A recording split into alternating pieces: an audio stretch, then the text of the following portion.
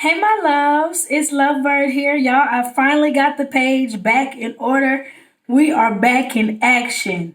So, I just wanted to do a quick motivational video, and I'm going to take a different approach today because I need to let the people know what I'm about to say, that in this season, we cannot allow people to drain us.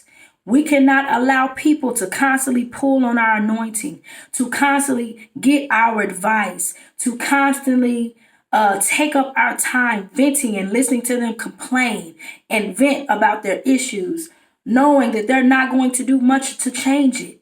We cannot waste our time allowing people to drain us. When God created the earth, he gave animals instincts, right? Survival instincts that when they get this certain feeling, they have a defense mechanism that goes up to protect them and to allow them to live another day.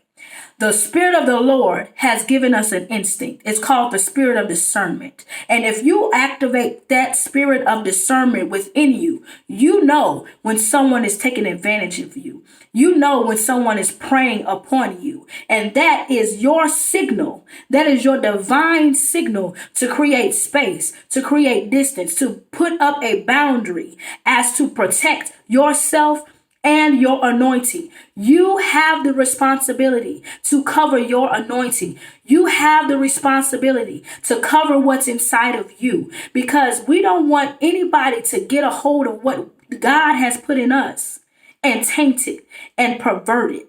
Okay, so make sure that you are watchful in this season. We are going into a new year. I got my planner out. I'm making plans for January, February, and March in October. Okay. So we have to be proper planners. We have to be forward thinkers. We have to be visionaries. And we do not have time to help people get to somewhere where they're not trying to go in the first place.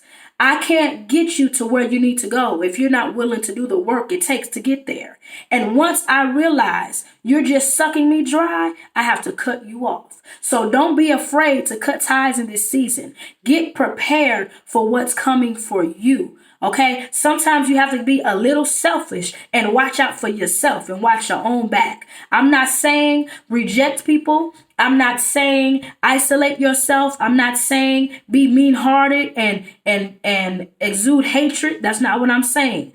But if you notice that there is someone in your life that is sucking you dry, that is sucking the life out of you, that is draining your spirit, it may be time to set up a boundary, create some distance, and cut ties so you can walk into the season that God has for you.